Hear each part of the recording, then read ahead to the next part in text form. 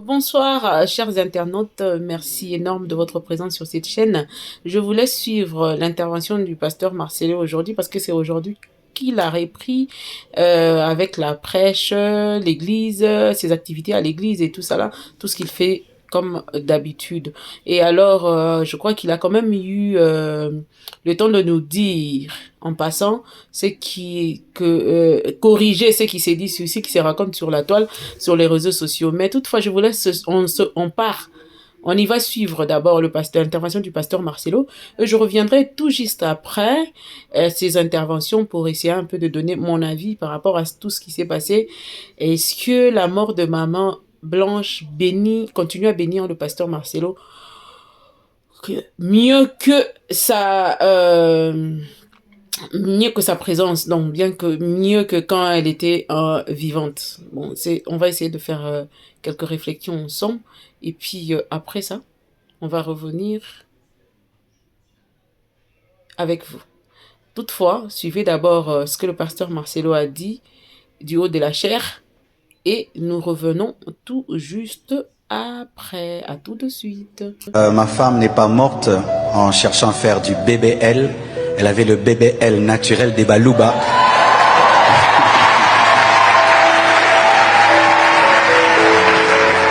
Elle n'en avait pas besoin. Donc, vraiment, surtout pas besoin. Nakatia, Nalobatro, tout est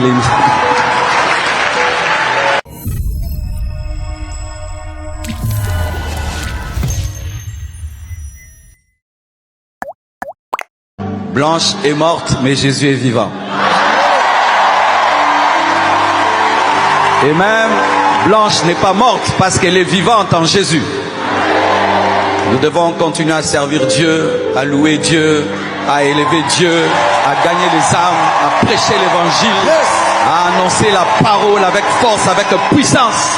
Parce que nous n'avons pas cru en une femme, nous avons cru en Jésus-Christ, le roi des rois, le Seigneur des seigneurs, le Dieu vivant, le Dieu parfait. Et la vie continue, nous devons servir Dieu avec la même force, avec la même puissance. Alléluia. Nous ne sommes pas une église en deuil parce que Jésus-Christ est mort et ressuscité et nous devons continuer à servir Dieu comme avant. Sinon nous sommes des idolâtres. Sinon nous sommes des idolâtres et moi je ne suis pas un idolâtre. J'ai aimé ma femme de tout mon cœur, mais j'aime Jésus plus que ma femme. Et Jésus me dit de continuer à le servir comme avant, et je vais continuer à le servir comme avant. Et si de là où elle se trouve, on pouvait lui donner un micro et on disait à Blanche, qu'est-ce que tu veux? Soyez heureux, servez Dieu, je suis dans la joie. Amen. Tu l'as aimé, tu ne l'as pas aimé plus que moi. Et s'il y a quelqu'un qui doit être triste ici, c'est moi. Mais regarde-moi. Alors jette ta tristesse et ton deuil et servons Dieu. Ce n'est pas mon jour pour prêcher, pasteur, mais je sens les guili-guili spirituels.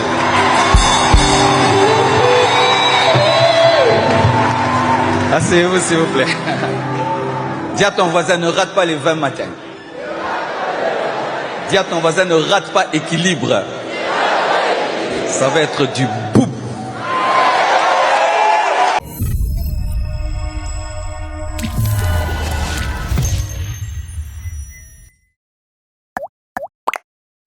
Franchement, je bénis Dieu, bien-aimé dans le Seigneur.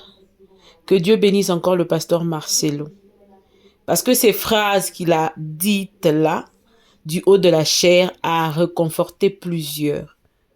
Tu as aimé Maman Blanche, sa femme, pas plus que le pasteur Marcelo. Maintenant, le pasteur Marcelo nous dit, bien qu'il a aimé sa femme de tout son cœur, mais il ne l'a pas aimé plus que Jésus. Alléluia. J'ai aimé cette phrase. Et je pense que le pasteur Marcelo a vraiment fait son deuil. Je crois encore que même ses enfants ont pu faire leur deuil avec toutes les belles paroles que leur papa a eu à leur dire pendant leur moment de vacances, pendant le temps du deuil et ainsi de suite. Et maintenant, ils vont se relever pour prêcher Jésus et continuer la vie parce que Jésus maman Blanche morte en Jésus-Christ, elle a déjà été sauvée, son âme a été sauvée, elle est là, elle attend le dernier jour, le son de la trompette pour se réveiller et venir. Je ne sais pas si ce jour-là, on va se reconnaître entre nous. Ça, je ne sais pas si on va se reconnaître ce jour-là. Ça serait une grande fête entre Maman Blanche, Pasteur Tounassi, ses enfants, l'église et tous ceux qui ont vraiment pleuré Maman Blanche avec beaucoup d'amour, beaucoup de compassion. Et en dehors de ça, j'ai quand même aimé parce que le pasteur Tounassi a bien dit que sa femme avait le bébel de Balouba. Donc, pour dire que le bébel naturel, parce que sa femme était une Moulouba, elle avait le bébel naturel de Balouba. Donc, pour essayer un peu de taire tout ce qui s'est dit sur Maman Blanche, je me demande si Maman Blanche n'est pas morte du bébel. Voyant tout ce qui s'est raconté sur les réseaux sociaux, d'ailleurs, à un certain moment, au début, moi, je ne croyais pas. Quand les gens racontaient et tout ça, là, nous autres l'ont refusé. Il y a même des gens sur Internet qui étaient encore en train de douter un peu. Mais après, vu l'ampleur que l'affaire avait pris, on n'avait complètement plus rien à dire. On s'est dit, bon, est-ce que c'est vrai? Et si c'est vrai, pourquoi? Pourquoi? Donc, on était resté avec nos questionnements, nos tourments, nos problèmes, nos doutes, et ainsi de suite. On commençait presque à croire. Mais je me demande, pendant ce temps, le pasteur Marcelo était, bon, il était dépassé, il était encore en deuil, il était en train de pleurer sa femme, de réaliser que réellement elle est partie, en train de chercher à prier Dieu pour que Dieu lui donne la force de continuer, la force de gérer ses enfants, de gérer l'église, de gérer tout ce qui se disait et tout ça là. Je me mets un peu à sa place, je me dis bon, c'était normal qu'il ne puisse rien dire, qu'il ne puisse que consommer, accepter, voir ça comme ça. Vu ce que les gens ont raconté sur les réseaux sociaux. Aujourd'hui, le pasteur Marcelo vient vous dire clairement que sa femme n'était pas morte du bébel. En faisant le bébel, on doit se repentir. En commençant par moi. Sa femme n'est pas morte en faisant du bébel. Elle avait pris du poids après avoir accouché Choukran. Je crois qu'elle a peut-être suivi les régimes, le sport, ainsi de suite, pour essayer de reprendre sa taille et ainsi de suite. Mais bon, tous ceux-là qui racontaient sur Internet, mort du bébé, d'ailleurs, enfin, la femme du pasteur, tout l'argent qu'on leur donne à l'église, ils partent pour se faire belle là-bas. Pendant que le pasteur Marcelo nous conseillait de rester naturel, mais lui-même demandait à sa femme d'aller faire le bébé, ainsi de suite. D'ailleurs, il y a eu des gens qui ont pris quelques prédications du pasteur Marcelo où il parlait de l'apparence de la femme, que la femme devrait tenir à son apparence extérieure parce que c'est important dans le mariage et tout ça là. Ils ont pris ça pour coller dans tout ça là, pour dire que voilà, tu as amené l'autre à se faire tuer juste pour vouloir te plaire, pour vouloir garder son aspect, parce que il y a même ceux qui sont allés plus loin encore en insultant le pasteur Marcelo que non, tu n'avais pas cet aspect l'aspect qu'il fallait pour demander à ta femme d'aller veiller sur son aspect, parce que toi-même tu ne veilles pas sur ton aspect, tu as pris du poids, tu as un ventre, ainsi de suite. Tout le monde avait tout dit. Le monde avait tellement raconté que ça faisait vraiment mal.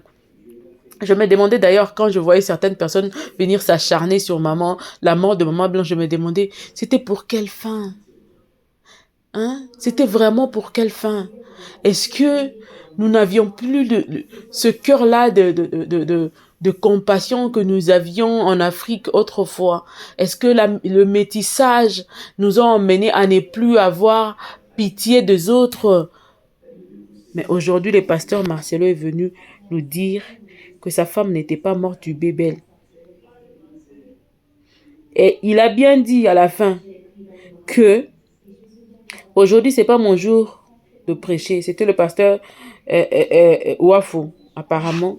Oui, c'était le pasteur Ouafo qui était le prédicateur du jour là-bas à l'église La Compassion.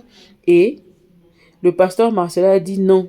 Je m'arrête par ici seulement. Je voulais vous dire que ma femme n'était pas morte en cherchant à faire du bébel.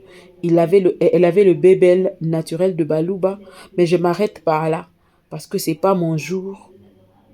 C'était juste pour dire un petit bonjour. Donc aujourd'hui, il était juste passé devant la chaire pour nous faire un petit coucou. Je sais qu'un jour, il va nous raconter cette histoire, la vraie cause de la mort de sa femme.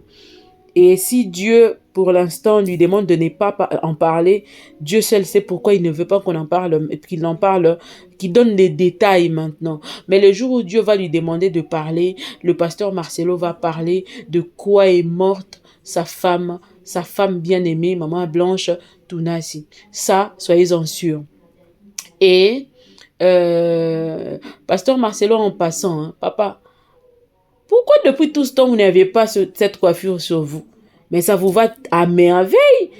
Vous êtes rajeuni, vous rajeunissez comme ça là. Est-ce que le souci qui vous fait rajeunir, c'est quoi exactement? Mais sinon vraiment, papa, Dieu vous bénisse. Continuez dans l'œuvre de Dieu.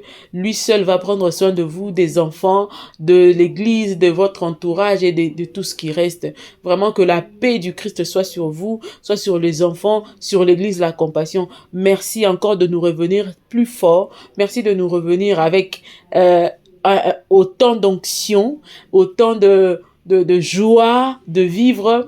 Vous avez vraiment montré à la face du monde que avec Dieu, peu importe la douleur qui peut nous traverser, qu'on peut traverser ou qui peut traverser notre cœur, l'Éternel est là pour nous prendre entre ses mains. Si nous nous confions à lui, nous devons prendre notre temps de deuil et puis revenir, continuer l'œuvre de Dieu. C'est très, très, très important parce qu'il y a certaines personnes, après des coups pareils, où elle change même sa manière de voir les choses. Elle change la manière de parler à Dieu. Seigneur, tu m'as fort blessé. Pourquoi tu m'as blessé? Condamner Dieu. Ça serait pas intéressant de voir le pasteur Marcelo condamner Dieu pour la mort de sa femme. Mais on l'a vu nous revenir avec beaucoup de force. Donc, il avait vraiment besoin de ses vacances. Il avait vraiment besoin de son moment de deuil avec ses enfants.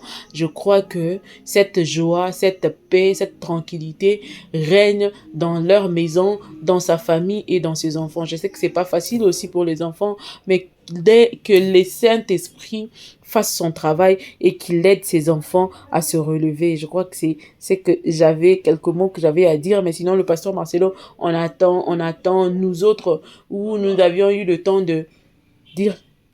En attendant, abonnez-vous, commentez, partagez. Il y a une chose que j'ai aussi observée après la mort de Maman Blanche. La mort de Maman Blanche n'a pas seulement été une bénédiction pour son mari de son vivant. Elle n'a pas seulement été une bénédiction pour son mari de son vivant, elle a aussi été une bénédiction pour son mari après sa mort. Tu sais, il y a de ces femmes qui, quand elle part avec toutes ses bénédictions. Quand elle meurt, elle part avec toutes ses bénédictions. Mais il y a de ces femmes qui, juste le fait que tu sois avec elle, dans ta vie, elle ramène la bénédiction. Il y a aussi des hommes comme ça, hein. Je ne parle pas que de femmes. Il y a aussi des hommes comme ça. Et quand elle vit, il fait son entrée dans ta vie, tu vas voir, tout va changer. Tu auras tout dans la facilité. Et bon, pas nécessairement la facilité, mais tu vas sentir que le poids de certaines choses vont te quitter parce que tu as une personne à côté de toi qui t'accompagne dans ce que tu es en train de faire et tu vas comprendre que c'est Dieu qui a mis à côté de moi cet homme ou cette femme. Et tu vas comprendre son apport, même dans ton ministère, dans ton travail, dans tout ce que tu fais, dans ta vie quotidienne, dans tes enfants, dans tout ce que tu fais, tu vas voir que les conseils de cette personne sera des conseils qui vont te booster, qui vont t'amener à aller de l'avant, ainsi de suite. Et je compris une chose, Maman Blanche n'a pas seulement béni Papa Marcelo, n'a pas seulement été cette aide, une aide semblable à côté du pasteur Marcelo de son vivant. Même après sa mort, vous allez voir que toutes ces personnes qui étaient peut-être en froid avec le pasteur Marcelo, d'eux-mêmes, ils ont su comprendre que la mort peut nous la mort peut aussi nous arriver à tout moment. Alors, ils ont pris la résolution de laisser tomber le froid qu'il y avait entre eux et ils sont partis voir le pasteur Marcelin, ainsi de suite. Et moi, personnellement, j'ai aimé le passage aussi du couple Manzambi parce que voyant ce qui s'était passé sur les réseaux sociaux depuis jusqu'à aujourd'hui, il fallait quand même que qu'on leur voie à côté du pasteur Marcelo pour se dire à la fin que vraiment l'affaire, on a fait taire le bruit et ainsi de suite. Maintenant, je crois que leur relation sera saine et propre et maman Lise ne viendra plus jamais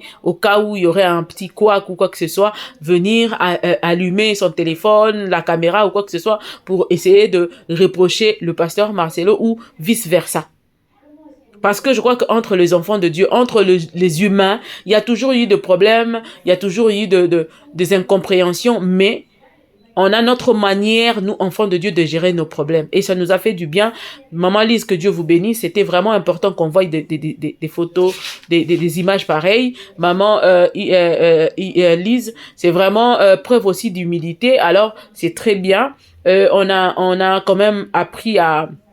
On a aimé ça et on va laisser, je crois que les hommes tous nous allons laisser passer ce qui s'était passé pour voir maintenant donner chance à cette nouvelle relation qui vient ou bien cette relation qui vient d'être réparée et puis voilà.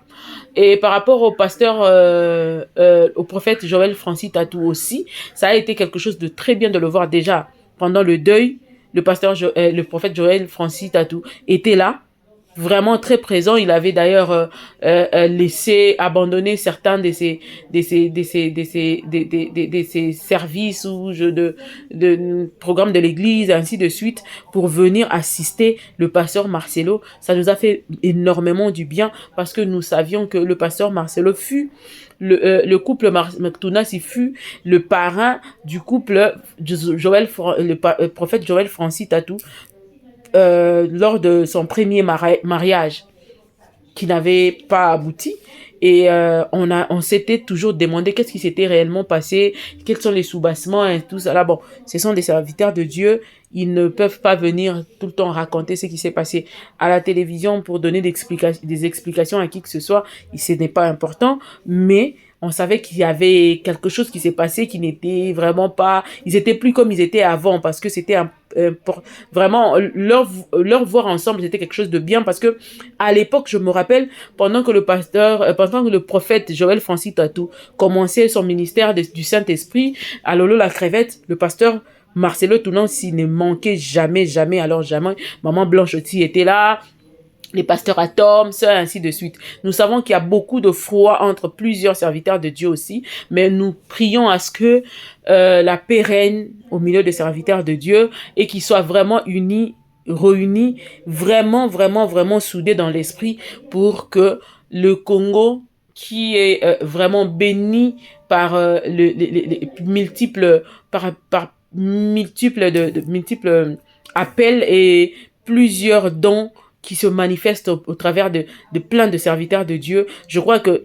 se mettre ensemble serait quelque chose de très bien pour notre pays d'abord, avant d'impacter le reste de pays frontaliers, et ainsi que l'Afrique centrale, pourquoi pas toute l'Afrique et le monde entier. Donc c'est très important, il faut qu'on prie vraiment pour l'unité dans l'Église, qu'on prie pour l'amour dans l'église et que les serviteurs de Dieu se mettent ensemble au lieu de leur créer tout le temps de problèmes, compris pour les serviteurs de Dieu pour qu'ils soient ensemble. Alors c'était juste ça, mes pensées un peu dispersées, mais sinon on aura encore le temps d'essayer de parler encore. En attendant, abonnez-vous, partagez, likez, bisous.